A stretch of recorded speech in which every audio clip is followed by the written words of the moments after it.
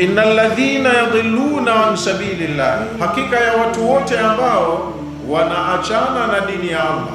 Dini imeelekeza hivi, wao wanafanya si kwa mujibu wa dini ilivyotaka. Watu wote wanaofanya mambo yao nje ya utaratibu wa dini ya Allah, lahum adhabun shadidu, hawa watapata adhabu kali. Walam yahkum bima anzala Allah fa ulaika humul kafirun adh-dhalimun al-fasiqun, watakuwa makafiri, watakuwa madhalimu, wamedhulumu. Yani kwenye hizo sharia zako unazopenda, jitahidi utende uadilifu. Kama hazikubaliani, ziko tofauti na za dini, hata uadilifu ukitenda kwenye sharia nyingine, wewe utakuwa umepotea tu kama walivyopotea wengine, na utapata adhabu, kwa sababu kipo kitu umepewa, tumia hiki, ukakataa kukitumia kwa kumdharau aliyekupa. Innal ladhina yanharifuna an dinillahi wa shar'ihi, watu wanaokengeuka wakaacha kufuata taratibu za dini ya Allah kwenye mambo yao, na wakawa wanahukumu nje ya sheria ya Allah, lahum adhabun shadidun yawm alqiyama, hawa ndio watakaopata adhabu kali siku ya Kiyama. Bima nasu yawm alhisab, kwa sababu walidharau kujiandaa, kujitayarisha na siku ya malipo.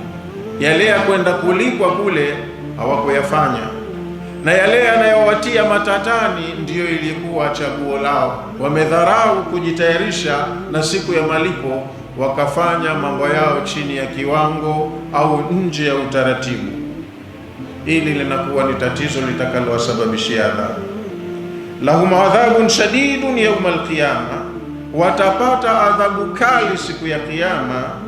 Bima nasu yawm alhisab, ay bisababi nisyanihim wa tarkihim, kwa sababu ya kusahau kwao. Na sikusahau kwa kughafilika ukasema nilikuwa sijui. Hii ni sahau ya dharau, kile chenye umuhimu kwako ulikidharau. Wa tarkihim, alafu ukakiachilia mbali. Wa tarkihim suluka sabilillahi, kuacha kwao kufuata njia ya Allah na kudharau kujiandaa kwa kutenda yatakayofaa kulipwa siku ya malipo, watapata adhabu kali. Wa adami imanihim biyaumil hisab, yote haya yanasababishwa na kwa sababu ya kutokuamini kwao kuwa kuna siku ya malipo. Wewe unaamini hichi kitu kina manufaa kesho, na una hakika kesho utakuweko huko, kwa nini usijiandae na hichi cha kukunufaisha kesho?